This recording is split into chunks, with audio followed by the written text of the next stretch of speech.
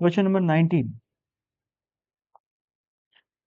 A particle of mass m is attached to three springs A, B, C of equal force constant as shown.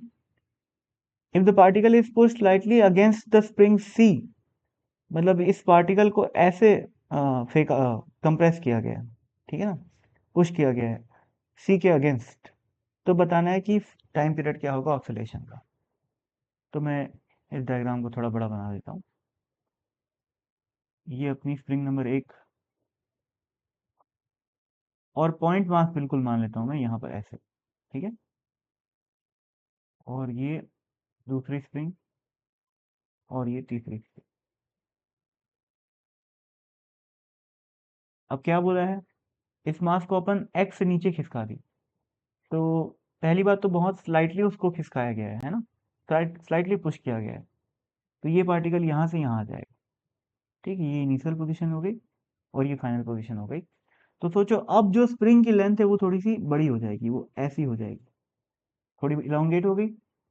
और ये रस्सी भी क्या हो जाएगी, सॉरी, ये वाली स्प्रिंग भी थोड़ी सी इलोंगेट हो जाएगी, ठीक है। और ये सोचो इसको कितना खींचे अपन लोग, एक्स खींचे, तो ये वाली स्प्रिंग थोड़ी सी कंप्रेस हो जाएगी, ठीक है। तो मैं काम करता हूँ, सिंप्लीफिकेशन के लिए मैं स्प्रिंग को हटा के सिंपली लाइनें बना देता हूँ।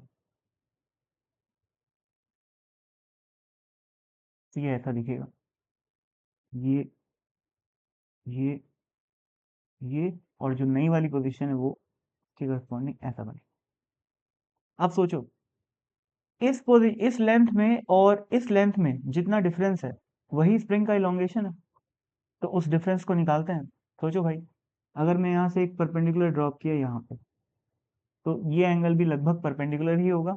क्यों? क्योंकि ये जो x है वो बहुत छोटा है, x बहुत छोटा होगा तो ये एंगल थीटा भी बहुत छोटा होगा, ठीक है। अभी सोचो अगर ये x है तो ये डिस्टेंस कितनी होगी, ये वाली, ये हो जाएगी x/√2। क्यों?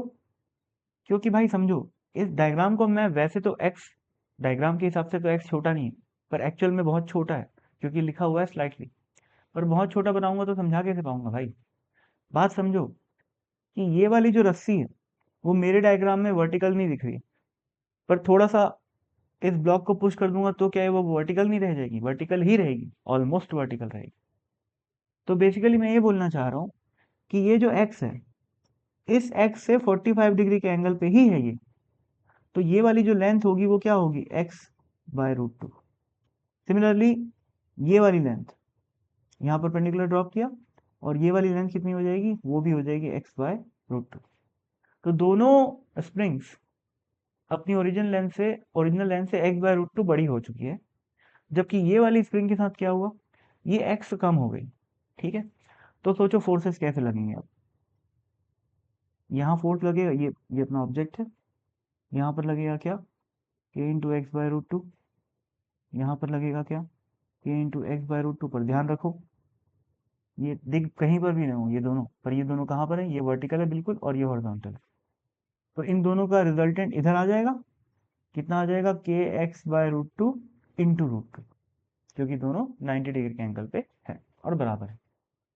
और ये वाली स्प्रिंग कंप्रेस हुई है तो वो भी क्या करेगी, ऊपर की तरफ फोर्स लगाएगी, कितना लगाएगी, k into x.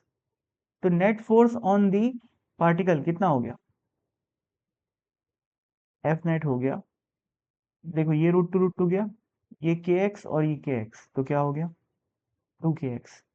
F net अगर 2kx आ रहा है और ये भी अपने को पता है कि डिस्प्लेसमेंट को ऐसे किया गया है जबकि फोर्स ऐसे लग रहा है, तो अपोजिट टू दी डिस्प्लेसमेंट है फोर्स और एक्स के प्रोपोर्शनल भी है, तो एस एच एम हुआ।